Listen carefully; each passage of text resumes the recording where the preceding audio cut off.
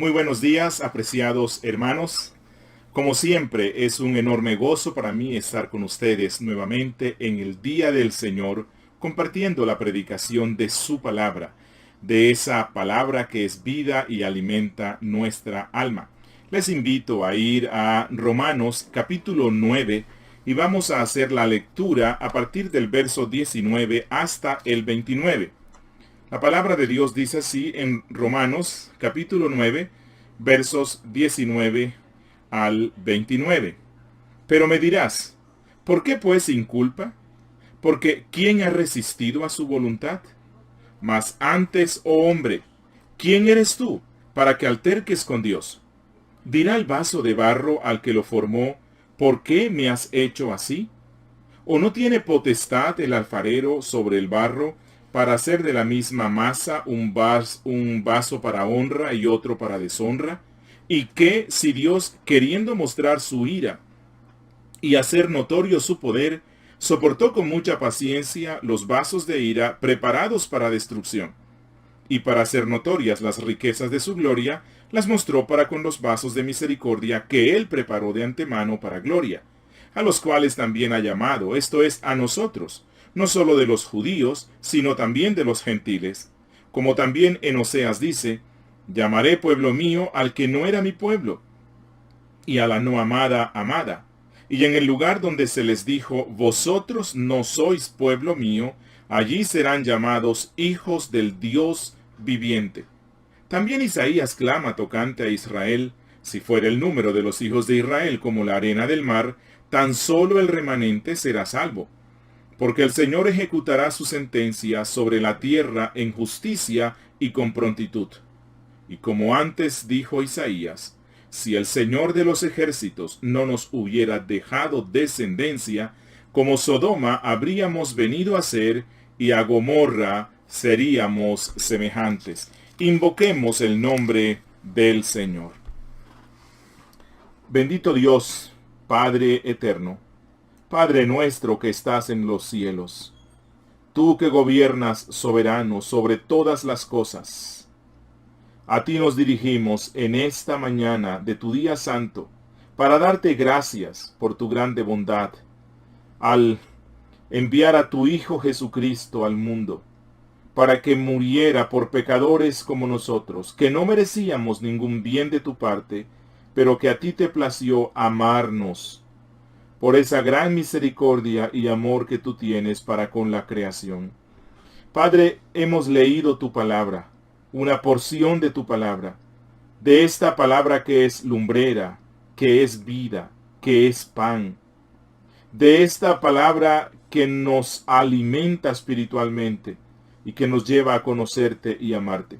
Padre, yo te ruego que nos bendigas en este día, que tu Espíritu Santo nos asista, que tú nos acompañes y que nos lleves a comprender y entender esta porción en ese propósito que tu Espíritu Santo tiene al darla, y que tú alimentes nuestras vidas y nos lleves a crecer más y más en el conocimiento de Cristo y a disfrutar más de esta salvación tan preciosa que nos has dado. Oh Señor, ruego tu gracia que a pesar de la distancia y a pesar de que esta predicación es a través de estos medios digitales, yo te ruego, oh Padre, por tu gran poder, que actúes maravillosamente y que cada uno de los oyentes sea bendecido por tu gracia. A ti nos encomendamos, oh Dios, en Cristo Jesús. Amén. Mis hermanos, en el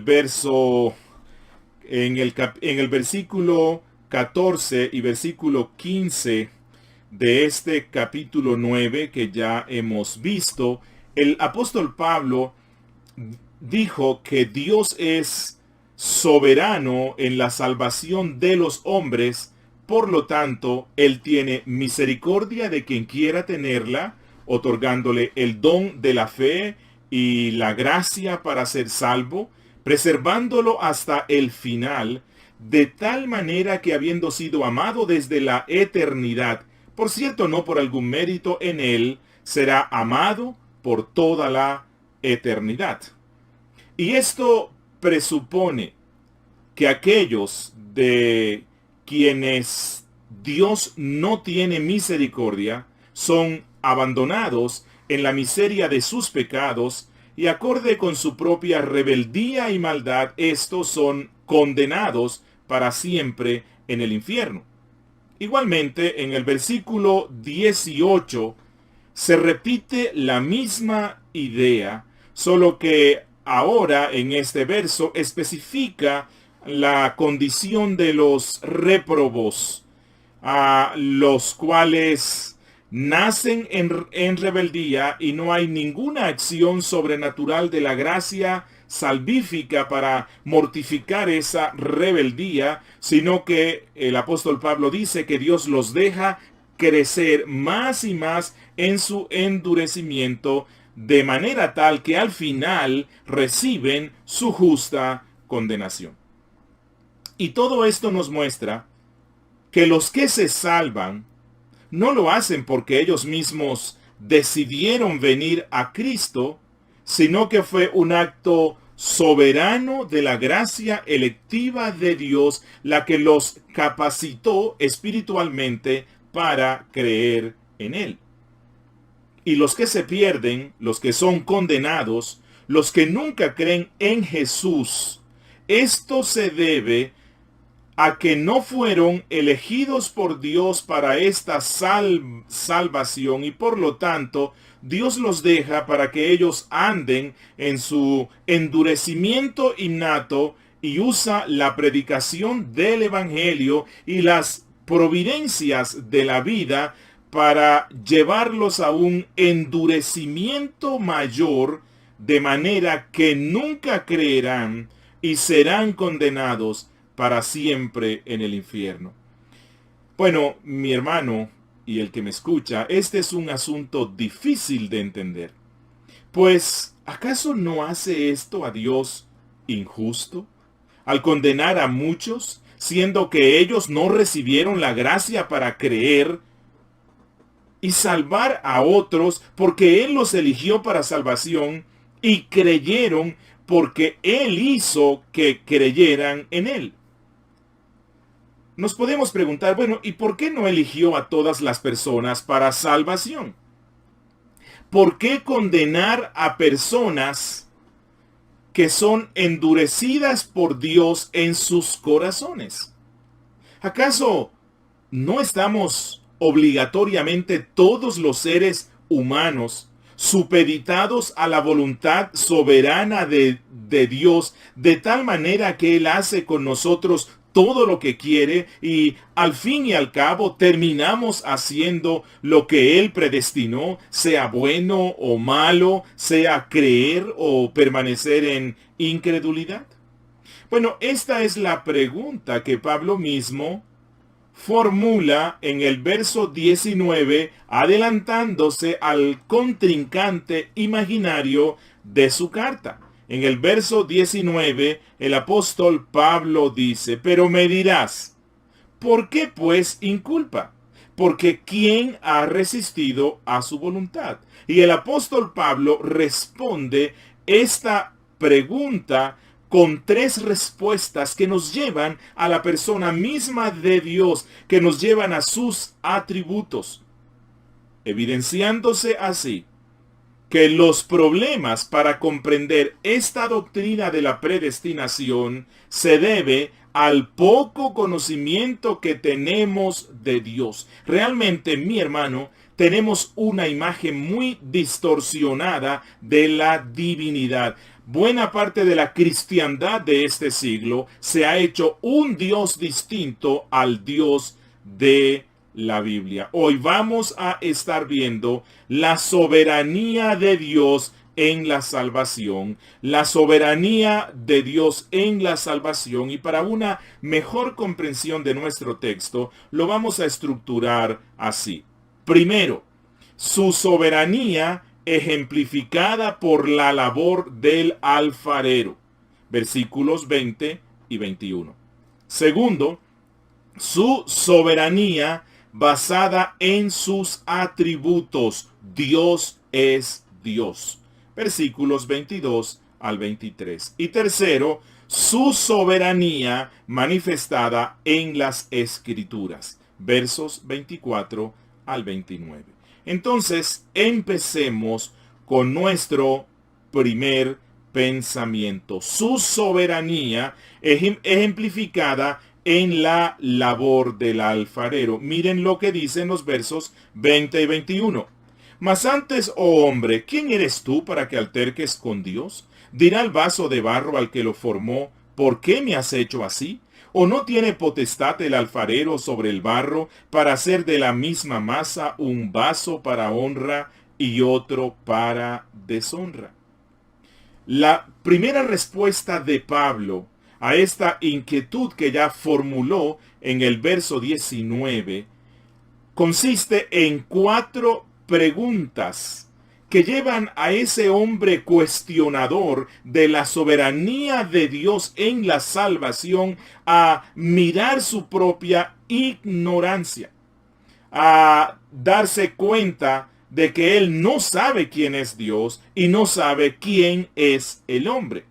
La primera pregunta que hace Pablo es, ¿quién eres tú? ¿Quién eres tú para que alterques con Dios? Y aquí indaga sobre el ser humano. ¿Quién eres tú? ¿Qué es el ser humano delante de Dios? ¿Cuál es la relación entre el hombre y Dios? ¿Cuál debe ser la actitud apropiada del hombre para con Dios? Y Pablo responde esta pregunta con otras 2, demostrando con ellas el profundo abismo de separación que existe entre el hombre y Dios. Y en estas preguntas, Pablo hace la analogía entre el Dios soberano que hace con sus criaturas como a él le place y el alfarero quien hace con el barro lo que él desea. Es por esa razón que el apóstol Pablo pregunta, ¿dirá el vaso de barro al que lo formó, ¿por qué me has hecho así? ¿O no tiene potestad, dice Pablo, el alfarero sobre el barro para hacer de la misma masa un vaso para honra y otro para deshonra? Bueno, la analogía entre la relación de Dios con su pueblo y el alfarero con el barro en su mano no es nueva en la Biblia. Ya el profeta Isaías había confrontado al pueblo de Israel por haber querido invertir los papeles en su relación con Dios. Que ellos procuraron ser los alfareros y que Dios fuera el barro moldeable. Miren lo que dice Isaías capítulo 29 versículo 16. Vuestra perversidad será reputada como el barro del alfarero. ¿Acaso la obra dirá de su hacedor, no me hizo? ¿Dirá la vasija de aquel que la ha formado, no entendió? Ahora, preguntémosle a Pablo. Pablo, cuando tú dices, ¿quién te crees tú para cuestionar a Dios? ¿Quién eres tú para que alterques con Dios? Pablo, ¿estás tú reprochándonos por haber preguntado sobre esta doctrina de la predestinación y de la soberanía de Dios en la salvación? Y Pablo nos va a decir, no, de ninguna manera. No estoy censurando a aquel que tiene preguntas sinceras sobre asuntos que lo desconciertan, pero sí reprocho a alguien que se atreva a pedirle cuentas a Dios como si Dios fuera un hombre más. Alguien escribió, una persona así que cuestiona a Dios evidencia un reprochable espíritu de rebelión contra Dios. Una negativa a permitir que Dios sea Dios y a reconocer su verdadero lugar como criatura y criatura pecadora. Hasta aquí la cita. Mi hermano, cuando lleguemos a los profundos misterios de la doctrina de la soberanía de Dios en la salvación y encontremos verdades claras, pero que son difíciles para nuestra estrecha mente, debemos hacer como Moisés, quitarnos el calzado de los pies y reconocer que Dios es más grande y sublime que nosotros. O debemos hacer como Job, quien cuando vio la majestad de la soberanía de Dios sobre el bien y el mal, él cerró su boca con las manos. Y que con él, mi hermano, confesemos que estas son cosas sublimes para nuestra mente. Que nos despreciemos a nosotros mismos y como Job nos arrepintamos en polvo y ceniza. Por lo tanto, el apóstol Pablo continúa diciendo que así como el alfarero tiene derecho a hacer de la arcilla vasos destinados a diferentes propósitos, algunos honrosos y otros no tanto, de igual manera Dios tiene el derecho a derramar su ira sobre algunos de entre la humanidad caída en pecado y tiene derecho a obrar conforme a su misericordia en otros de entre esa misma humanidad caída en pecado. Pero alguien puede preguntar, ¿entonces Dios creó seres pecaminosos para luego castigarlos con su ira? La respuesta es no. Dios creó al ser humano en perfección e integridad. Pero Eclesiastés 7:29 dice, mas los hombres buscaron muchas perversiones y se rebelaron contra él. Por lo tanto, los que se condenan, los vasos para deshonra, se condenan por su propio pecado, se condenan por su propia responsabilidad. Y esto nos lleva a nuestro segundo punto. Su soberanía basada en sus atributos. Dios es Dios. Miren lo que dice en los versos 22 al 23. ¿Y qué si Dios, queriendo mostrar su ira y hacer notorio su poder, soportó con mucha paciencia los vasos de ira preparados para destrucción, y para hacer notorias las riquezas de su gloria, las mostró para con los vasos de misericordia que él preparó de antemano para gloria? Mi hermano, en estos pasajes Pablo demuestra que la libertad de Dios para mostrar misericordia con algunos y enviar su ira para con otros es totalmente compatible con su justicia. En esta pregunta el apóstol Pablo nos invita a aceptar que Dios es Dios, que debemos abandonar todo deseo presuntuoso de hacerle reclamos, que debemos aceptar que sus acciones están sin ninguna excepción en armonía con su justicia perfecta. Que todos los hombres debemos comprender que Dios es invariablemente consecuente consigo mismo y que Dios jamás obra en forma contradictoria consigo mismo. Él determina quién es y cómo ha de ser visto. Esa es la razón por la cual el apóstol Pablo empieza la pregunta diciendo, ¿y qué si Dios? ¿Y qué si Dios? Si Dios muestra su ira para con algunos pecadores, y si Dios muestra su misericordia para con otros pecadores, está actuando en concordancia con su ira y con su misericordia, lo cual es justo en la perfección de Dios. Ahora, siendo que los hombres siempre se centran en aquellos réprobos que serán objeto de la ira eterna de Dios, como si ellos merecieran la misericordia, como si la misericordia se mereciera. El apóstol Pablo aclara que la ira de Dios no se derrama de inmediato sobre los malos, sino que Él los soporta con su paciencia, enviándoles el mensaje del Evangelio, invitándolos al arrepentimiento. La Biblia dice que Dios ordena a todos los hombres en todo lugar a que se arrepientan, dándoles oportunidades, como hizo con Faraón, al mostrarle su poder, su control sobre la naturaleza, como hizo con el mundo antiguo del tiempo de Noé, al predicarles el evangelio por numerosos años con cada martillazo que Noé daba en la construcción del arca,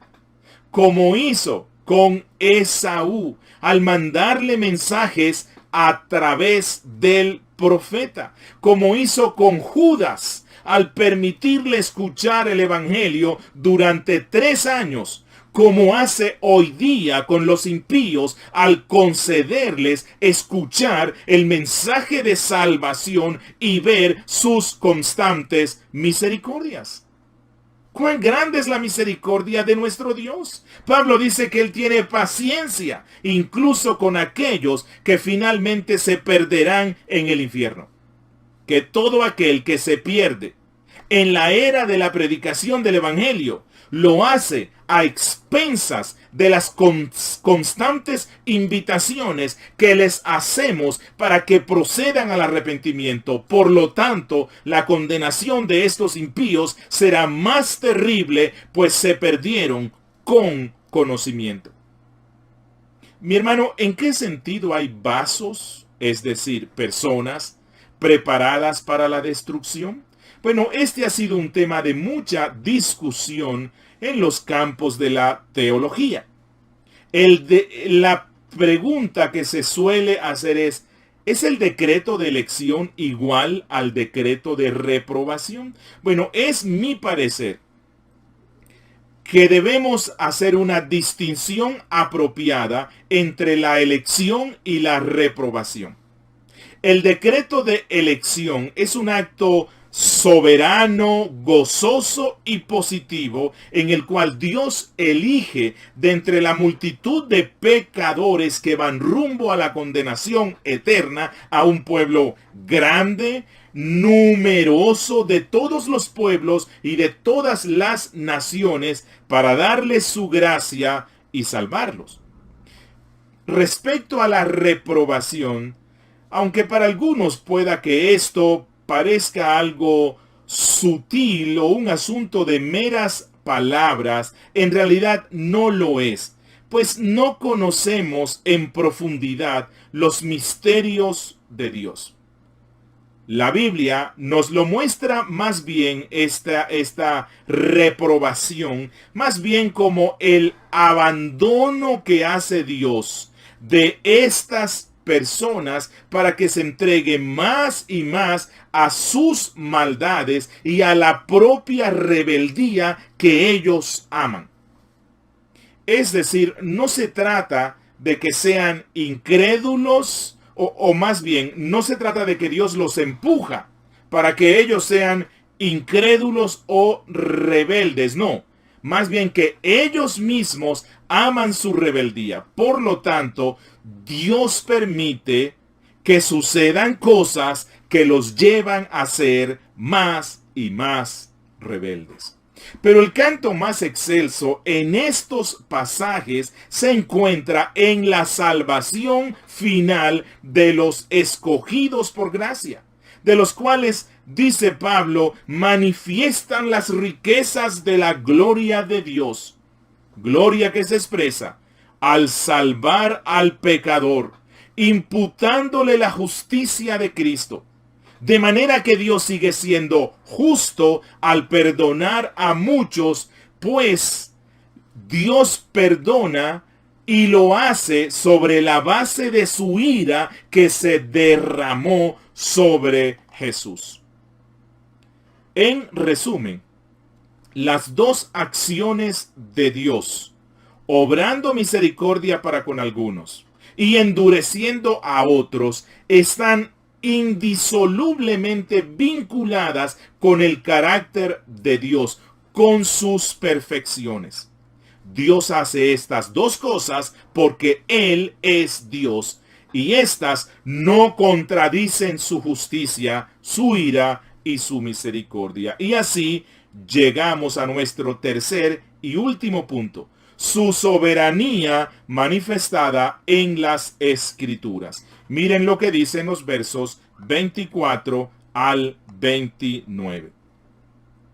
A los cuales, es decir, a nosotros, también ha llamado, esto es, a nosotros, no solo de los judíos, sino también de los gentiles. Como también en Oseas dice: llamaré pueblo mío al que no era mi pueblo, y a la no amada amada. Y en el lugar donde se les dijo: vosotros no sois pueblo mío, allí serán llamados hijos del Dios Altísimo. También Isaías clama tocante a Israel: si fuera el número de los hijos de Israel como la arena del mar, tan solo el remanente será salvo. Porque el Señor ejecutará su sentencia sobre la tierra en justicia y con prontitud. Y como antes dijo Isaías: si el Señor de los ejércitos no nos hubiera dejado descendencia, como Sodoma habríamos venido a ser, y a Gomorra seríamos semejantes. Recordemos que en estos pasajes el apóstol Pablo está respondiendo la pregunta: ¿por qué nos inculpa Dios? ¿Por qué inculpa Dios? Y para ello el apóstol Pablo acude a muchos pasajes de la Biblia, a muchos pasajes del Antiguo Testamento, con el fin de mostrar la misericordia de Dios para con algunos y de qué manera los réprobos son responsables de su propia perdición. Por lo tanto, Pablo ilustrará esta doctrina de la elección divina, mostrando cómo Dios trata con judíos y gentiles. Esa es la razón por la cual el apóstol Pablo en estos pasajes comienza diciendo nosotros, es decir, judíos y gentiles que forman parte de la iglesia de Roma, y yo, Pablo. Nosotros hemos sido llamados a misericordia. Ahora, ¿cómo fue ese llamado? Entonces, en los versos 25 y 26, el apóstol Pablo cita a Oseas para mostrar la maravillosa y sorprendente inclusión de los gentiles entre el pueblo de Dios. Y luego en los versos 27 al 29 citará dos pasajes de Isaías para explicar la inclusión del remanente judío. Y Pablo entonces empieza con la inclusión de los gentiles a la iglesia, al pueblo de los salvados, usando a Oseas. Oseas, recordemos que él profetizó al reino del norte, a las 10 tribus, a Israel, durante un periodo en el cual Asiria estaba conquistando pueblos para su programa imperial. Mientras tanto, Israel lucía como un reino fuerte y próspero, pero por dentro estaba siendo carcomido por la polilla de la idolatría y la inmoralidad sexual. Su prosperidad en realidad era una mera ilusión. Y con el fin de mostrarles la maldad y la infidelidad creciente del pueblo, Dios le pide a Oseas que se case con Gomer, una mujer que, por cierto, le fue infiel a su esposo, entregándose a la prostitución, de cuyos actos pecaminosos nacieron 3 hijos. Los 2 últimos tuvieron nombres proféticos, nombres que anunciaban lo que Dios iba a hacer con este pérfido pueblo. Una se llamaba Lo Ruama, que significa no mi amado, no mi amado. Y el otro se llamaba Loami, que significa no mi pueblo.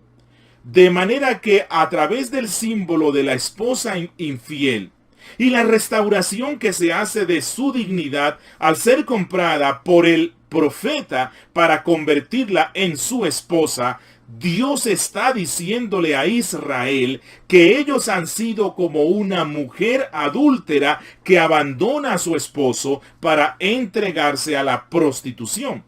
Pues aunque Dios salvó a este pueblo, ellos se entregaron a la adoración de otros dioses. Por lo tanto, Dios dice, un día los abandonaré. Muy pronto los abandonaré si continúan en esa vida de inmoralidad espiritual, en esa vida de idolatría. Y dejarán de ser mi pueblo especial. Dejarán de ser mi tesoro. No obstante, así como Oseas compró a esta mujer con el fin de restaurarla, el Señor volverá a tener misericordia de su pueblo y los restaurará. Bueno, en este caso, la profecía de Oseas es tomada por Pablo para representar la misericordia que tiene Dios de muchos gentiles. Pues es prácticamente el mismo principio, tanto para judíos como para gentiles. Debido, mi hermano, a que lo que ocasiona la conversión, lo que ocasiona la restauración es la gracia activa, poderosa y soberana del Dios Todopoderoso. Es decir, en el mismo lugar donde se le dijo a los gentiles, ustedes no son mi pueblo, ustedes no son mis amados, allí, por la gran y soberana misericordia del Señor, serán llamados hijos del Dios vivo. Y el gran principio que Pablo desea resaltar es que Dios muestra su gracia soberana y su misericordia compasiva a quienes carecen del derecho de considerarse pueblo de Dios. Como luego Pablo dice en Efesios capítulo 2, versículos 12 y 19. Dice Pablo, en aquel tiempo estabais sin Cristo, alejados de la ciudadanía de Israel y ajenos a los pactos de la promesa, sin esperanza y sin Dios en el mundo. Pero por medio de la obra reconciliadora de Cristo, dice Pablo, ya no sois extranjeros ni advenedizos, sino conciudadanos de los santos y miembros de la familia de Dios. Y en segundo lugar, Pablo se enfoca en Israel y para ello usa a Isaías capítulo 10 versículos 22 y 23. En este pasaje, el profeta anuncia a Israel que ellos, aunque son como la arena del mar en multitud, a causa de los juicios divinos serán expatriados y deportados a otros lugares. Pero Él promete que en su misericordia hará regresar a un remanente, a un puñado, los cuales no solo regresarán a la tierra prometida, sino que volverán al verdadero Dios. Y luego Pablo usa el pasaje de Isaías capítulo 1 versículo 9, donde el profeta manifiesta que si no fuera por la misericordia del Señor, que siempre se ha preservado un remanente en Israel, hace muchos siglos que su descendencia hubiese sido exterminada como hizo Dios con Sodoma y Gomorra. Ciudades a las cuales Dios arrasó completamente debido a su pecado. Pero Con Israel Dios no hizo así, sino que habiendo este pueblo pecado gravemente, Dios en su soberana misericordia se preservó a un puñado de ellos. Y esta verdad será explicada por Pablo en los pasajes que continúan, donde Pablo enseña que el rechazo de Israel no es total, sino que Dios tiene un remanente por gracia, que la elección aún sigue surtiendo su efecto, que Dios tiene aún Israel dentro de Israel. Y deseo finalizar con unas aplicaciones. Apreciado amigo, primero quiero dirigirme a ti. Amigo, ¿tú eres un vaso de ira o un vaso de misericordia? ¿Eres un vaso de honra o un vaso de deshonra? En este momento, mi amigo, como consecuencia de tus maldades y de tu rebeldía contra Dios, al rechazar el evangelio de su Hijo Jesucristo, estás portándote como un vaso de ira, como aquellos que finalmente irán al infierno eterno. Pero amigo, tú no sabes cuál es el decreto oculto de Dios respecto a tu destino eterno. Mas, mi amigo, tú sí sabes cuál es la voluntad revelada de Dios para el hombre, para ti. Él te manda a que procedas al arrepentimiento. Esa es la voluntad revelada de Dios. Él le dice a todos los hombres, convertíos de vuestros pecados. Amigo, no tienes excusa para no creer en Cristo y buscar la salvación de Dios. Amigo, tú no podrás decirme, es que tal vez yo soy de los réprobos. No, tú no lo sabes. Pero tú sí sabes una cosa. Es necesario creer en Jesús si deseas ser salvo. Por ahora solo te debe interesar eso, amigo. Es necesario creer en Jesús. Es necesario confesar los pecados delante de Él. Es necesario pedirle su misericordia para que perdone tus iniquidades. Es necesario entregarle toda tu vida a Él. Entonces, y solo entonces, sabrás que eres un vaso de misericordia y que formas parte de los elegidos de Dios.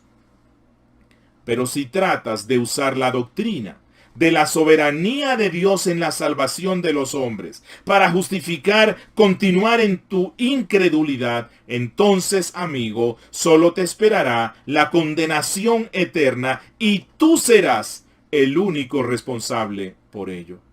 Hermanos, apreciemos la misericordia del Señor, que ha sido tan robusta, tan egregia para con nosotros.